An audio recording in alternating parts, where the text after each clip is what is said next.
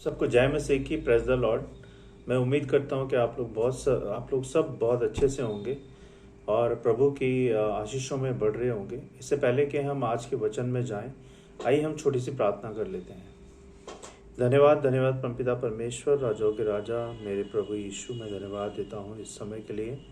आपकी स्तुति, आपकी महिमा, आपकी प्रशंसा करते हैं क्योंकि आप पवित्र हैं, आप ही सत्य, आप ही मार्ग और आप ही जीवन है। आप ही सृष्टि के रचयिता हैं, आप ही अन्नदाता हैं, आप ही सबके मालिक हैं। बहुत बहुत धन्यवाद प्रभु इस जीवन के लिए, इन सांसों के लिए।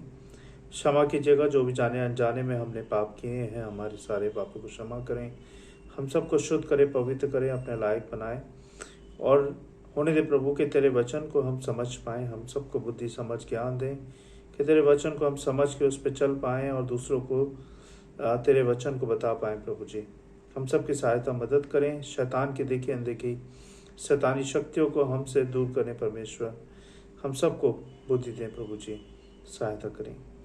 हम सारी विधि प्रार्थना आपके चरणों में रखते हैं, सुने और ज्ञान करें प्रभु यीशु मसीह के नाम से, आमीन। तो आप सबको जय मसीह की। आज जो हम बात करेंगे जिस टॉपिक पे, वो है उपासना की प्रार्थना, है ना। एक होती है प्रार्थना जो हम रोज करते हैं डेली बेस पे। डेली बेस पे हम कभी भी कहीं भी होते हैं तो जब हमारे मन में आता है हम प्रार्थना कर लेते हैं। एक होती है उपवास की प्रार्थना, है ना। और उपवास बाइबल के अनुसार कैसे करें वो आज हम सीखेंगे और बात करेंगे। उपवास की संपूर्ण शिक्षा क्या है ना। प्रार्थना कैसे और क्यों करें, तो इन चीजों पे आज हम बात करेंगे।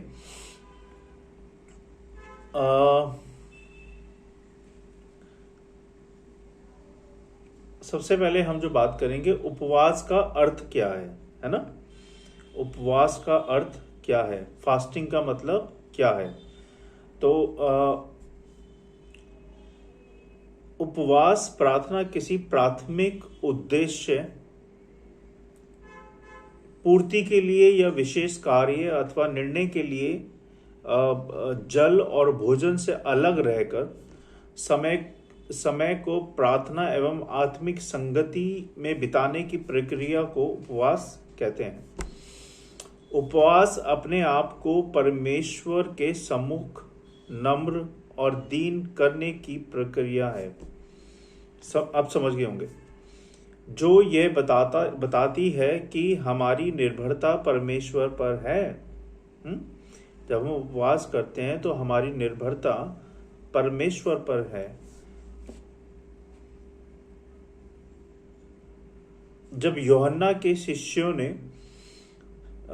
यीशु से सवाल किया कि उसके चेले उपवास क्यों नहीं करते, है ना, तो उसने उत्तर दिया। किसने उत्तर दिया? प्रभु यीशु मसीह ने। जब दुल्हा उनसे अलग किया जाएगा उस समय वे उपवास करेंगे। मत्ती 9 अध्याय 15 पद में ये लिखा हुआ है।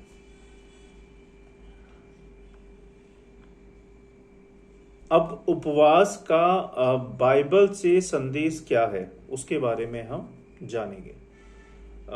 यह परमेश्वर की आज्ञा है, यहोवा की यही वाणी है, उपवास के साथ फिर कर मेरे पास आओ। योएल 2 अध्याय 12 पैराग्राफ में लिखा है, परमेश्वर चाहते हैं हम उपवास करके उसके पास आए, है ना। परमेश्वर कहते हैं, जिस उपवास में मैं प्रसन्न होता हूँ। यशाया 58 अध्याय पैराग्राफ 6 में लिखा हुआ है,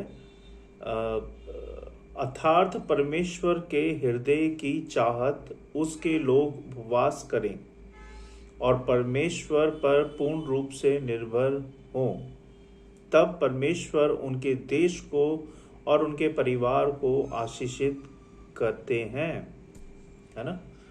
पहली शताब्दी की कलीसिया अगर हम देखें, पहली शताब्दी की कलीसिया हम विश्वासियों के लिए एक सबसे बड़ा उत्तम उदाहरण है, जिन्होंने अपने प्रत्येक महत्वपूर्ण निर्णय लेने से पहले उपवास करते थे। कोई भी अगर निर्णय लेना हो, चाहे वो बिजनेस के लिए हो, चाहे वो नया कुछ खरीदना हो, कुछ भी करना हो, इससे पहले वो उपवास करते थे परमेश्वर के सामने और फिर वो निर्णय लेते थे जो भी परमेश्वर उनके मन में डालते थे।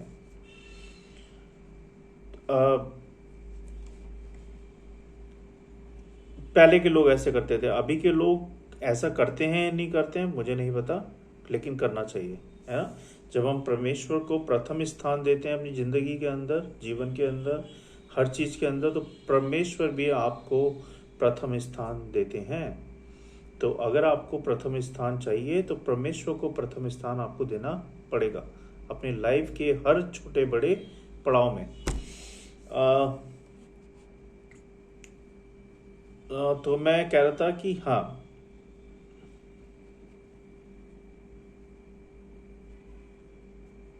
हर कलीसिया में उपवास प्रार्थना करके अगर हम देखें तो प्रेरितों के काम 14 अध्याय 23 उस पैराग्राफ में लिखा हुआ है, वे लोग जब उपवास सहित प्रार्थना कर रहे थे तब परमेश्वर की आत्मा, पवित्र आत्मा ने उनसे कहा। प्रेरितों के काम 13 अध्याय 2 अध्याय में लिखा, 2 पैराग्राफ में लिखा हुआ है। पुराने नियम में अनेक ऐसे उदाहरण हैं जिन्होंने उपवास के साथ प्रार्थना किया और परमेश्वर ने उनकी प्रार्थना को सुना और अद्भुत चमत्कार हुए, जैसे दानियल ने गिड़गिड़ाकर प्रार्थना की, है ना, और उपवास किया। दानियल 9 अध्याय 3 पैराग्राफ में लिखा हुआ है, हम देखते हैं उसके कारण पूरे विश्व के लोगों ने सच्चे परमेश्वर को पहचाना कि दानियल का परमेश्वर जो अपने लोगों को शेर की मान से भी बचा सकता है ना। अब हम देखेंगे कि उपवास कितने प्रकार के होते हैं। लोग 5 प्रकार से उपवास करते हैं। बाइबल के लोगों ने भी जब उपवास किया तो इन्हीं 5 प्रकार से उपवास किए हैं। पहला उपवास के बारे में हम बात करेंगे। पहला उपवास था, पहला संपूर्ण उपवास कहते हैं इसको, है ना, मतलब कि पूरी तरह से उपवास रखना, किसी भी प्रकार का भोजन या जल को ग्रहण नहीं करना, है ना। यह वास्तविक उपवास होता है जो जल और भोजन को पूरी तरह से ग्रहण नहीं करते हैं। इसमें कोई भी प्रकार का फल या जूस भी नहीं पिया जाता है ना। प्रेरितों के काम 9 अध्याय पैराग्राफ 9 में लिखा है, ना उसने कुछ खाया और ना कुछ पिया। प्रभु यीशु भी इसी प्रकार का उपवास करते थे। वे निर्हार थे। सक्षम व्यक्ति ही ऐसा कर सकते हैं, है ना। जो कि भूख और प्यास को बर्दाश्त कर सकते हैं वही इस उपवास को कर सकते हैं। दूसरा, सामान्य उपवास, है ना, बेसिक उपवास। इस उपवास में भोजन का त्याग कर लेकिन पानी या पेय लिया जा सकता है। इस प्रकार के उपवास को सामान्य उपवास कहा जाता है, जो शारीरिक रूप से संपूर्ण उपवास करने में सक्षम नहीं है। वे इस प्रकार भी उपवास में शामिल हो सकते हैं, है ना। इसको हम कहते हैं सामान्य उपवास, जिसमें हम पानी पी सकते हैं मगर खाना नहीं खा सकते। अब हम तीसरा उपवास की बात करेंगे। तीसरा उपवास होता है, तीसरा आंशिक उपवास। इस उपवास में दिन का 1 या 2 भोजन को त्याग किया जाता है। ना सहन होने पर कुछ हल्का भोजन या नाश्ता जैसा लेकर भी प्रार्थना में शामिल होते हैं। परमेश्वर के दास दानियल ने कहा, उन दिनों मैंने स्वादिष्ट भोजन नहीं किया। दानियल 10 अध्याय पैराग्राफ 3 में लिखा हुआ है ये। चौथा, उचित आत्मिक उपवास। इस उपवास में न केवल भोजन वरन तमाम बुराइयों से भी अलग रहकर या ऐसा कोई भी उपकरण जो हमें प्रार्थना में विघ्न डाले, जैसे मोबाइल, कंप्यूटर इत्यादि से दूर रहना, ताकि परमेश्वर के साथ ज़्यादा समय बिता सकें और अपने उस दिन के भोजन को क्या कहते हैं, भूखों को या जरूरतमंदों को दान करना, है ना।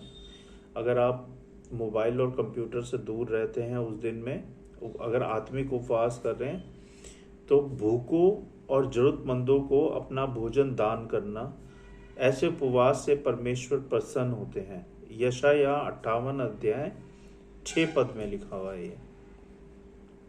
अब हम बात करेंगे जो 5वां उपवास है, आखिरी उपवास। 5 उपवास होते हैं, 4 मैंने आपको बता दिए। 5वां उपवास, 5वां उपवास झूठा या दिखावे का उपवास, जो आजकल होता है ना, कि आपने देखा होगा काफ़ी लोग उपवास रखते हैं दिखाने के लिए, वो उपवास नहीं कहा जाता, वो झूठा उपवास होता है। तो ये 5वां उपवास है, जिसको प्रभु यीशु ने कहा जो दूसरों को दिखाने के लिए उपवास रखते हैं, जैसे फरीसी और सदूकी, ताकि लोग जाने कि उपवास कर रहे हैं।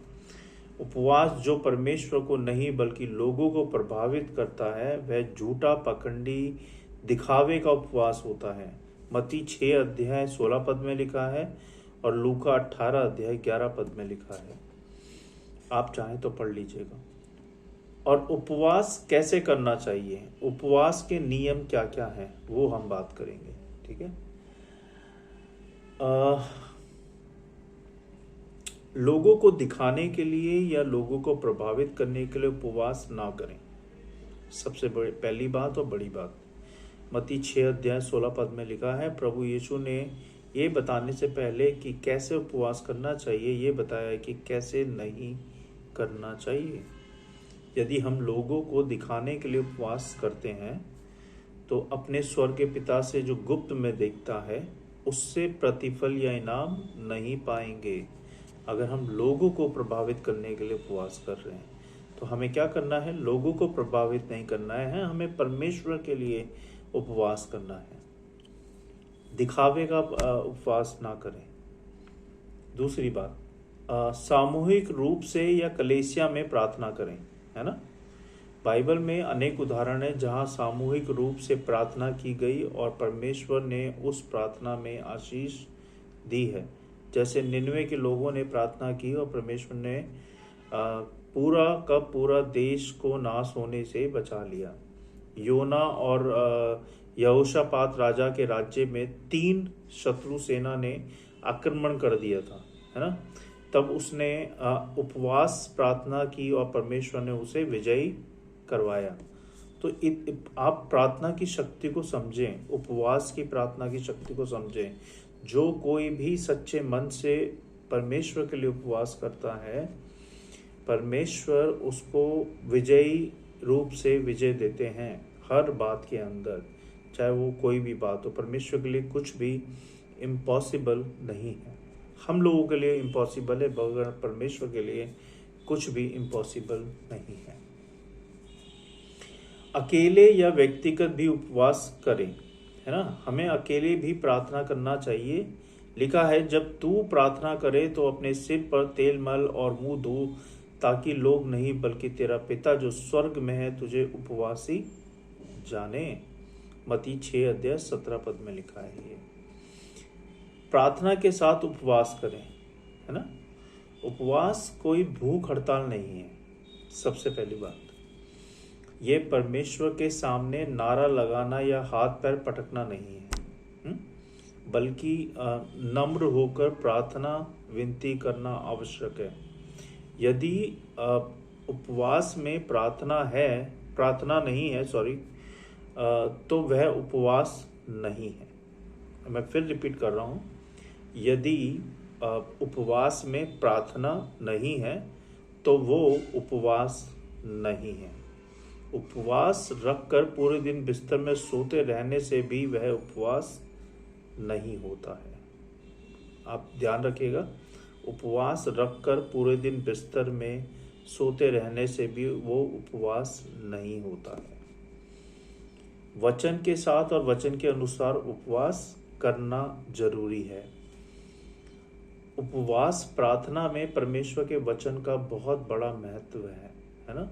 प्रभु यीशु ने कहा, तुम केवल रोटी से नहीं बल्कि परमेश्वर के वचन से भी जीवित रहोगे। परमेश्वर का वचन ही हमारे लिए मार्गदर्शक है कि कैसे उपवास रखें। उपवास और प्रार्थना में परमेश्वर हमें अपने वचन से बात करते हैं।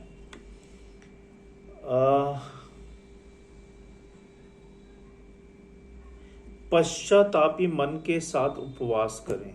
पश्चातापी समझते हैं ना, पश्चाताप करना। तो पश्चातापी मन के साथ उपवास करें। घमंड या क्रोध में उपवास करना व्यर्थ है, बेकार है। परमेश्वर का वचन बताता है, अपने संपूर्ण मन से और रोते पीटते अर्थात नम्र हृदय के साथ मेरे पास आओ। योएल 2:12 में लिखा है ये। पवित्र आत्मा की अगुवाई में उपवास करना बहुत ज़रूरी है। यीशु मसीह आत्मा की अगुवाई से 40 दिन और 40 रात उपवास किया था उन्होंने, है ना। हमें विशेष उद्देश्य के साथ एवं आत्मा की अगुवाई में उपवास करना चाहिए। अब उपवास के लाभ व सावधानियां क्या हैं वो मैं आपको बताऊंगा। उपवास रखने से हमें क्या फायदे होंगे। बाइबल में परमेश्वर ने दास दासियों जब उपवास के साथ प्रार्थना किया, मतलब दास दासियों ने जब उपवास के साथ प्रार्थना किया, तब परमेश्वर ने बड़े बड़े अद्भुत कार्यों को उनके जीवन में, उनके देश में किया, है ना। एक सही उद्देश्य से किया गया उपवास हमेशा एक बड़ी आशीष लेकर आता है। बड़ी बड़ी आत्मिक जागृति हमेशा ही उपवास और प्रार्थना के साथ ही आई है। इस बात का ध्यान रखें। उपवास से विजयी प्राप्त होते हैं। कैसे? राजा यहोशापात ने जब उपवास के साथ प्रार्थना किया तो परमेश्वर ने उसकी सेना को 3 शत्रु राजाओं से युद्ध में विजयी कराया, ये बाइबल बताती है। उपवास, सेकंड बात बता रहा हूं मैं आपको, उपवास से नम्रता और दीनता प्राप्त होती है। राजा आहाब ने जब उपवास किया तब वह नम्र और दीन हो गया, है ना। और परमेश्वर ने उस पर आने वाली हर समस्या को, हर परेशानी को, हर मुसीबत को दूर किया जब उसने उपवास की प्रार्थना की। तीसरी बात, ये मैं फायदे बता रहा हूं आपको, उपवास रखने से क्या क्या फायदे होते हैं। उपवास से देश में आने वाली विपत्ति टल जाती है। परमेश्वर ने निन्वे देश में जो हानि करने को ठाना था, जब उस देश में क्या छोटे क्या बड़े सभी लोगों ने उपवास किया, तब परमेश्वर ने उस देश को नाश नहीं किया और उस विपत्ति को टाल दिया। चौथी बात, परमेश्वर की सेवकाई के लिए भेजा गया, है ना।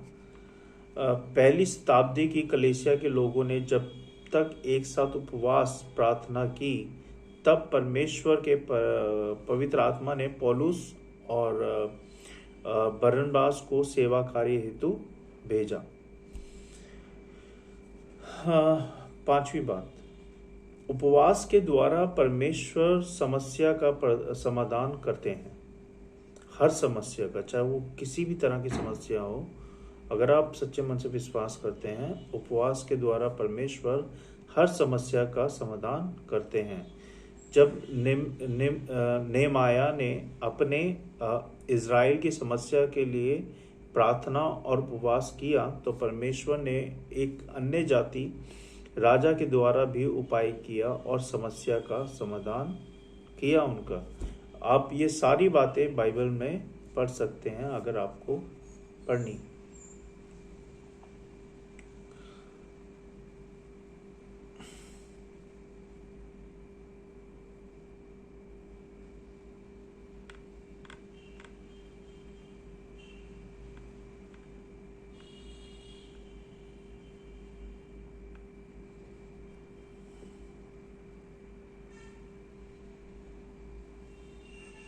आप चाहें तो लिख लीजिए उपवास के वचन, मैं आपको बता देता हूँ एक बार। सबसे पहला जो उपवास के लिए वचन होता है वो प्रेरितों के काम 13 अध्याय 2 पद में है।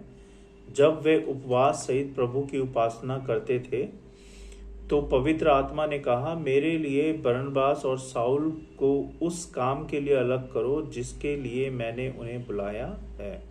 ये पहला वचन है। दूसरा वचन एस्तर 4 अध्याय 16 पद में लिखा है। एस्तर ने मोर्देके को ये कहला भेजा, तू जाकर सूशन के सब यहूदियों को इकट्ठा कर और तुम सब मिलकर मेरे निमित्त उपवास करो। 3 दिन रात ना तो कुछ खाओ और ना कुछ पियो। मैं भी अपनी सहेलियों के साथ इसी रीति से उपवास करूंगी। तीसरा वचन नेहमाया 1 अध्याय 4 पद में लिखा है।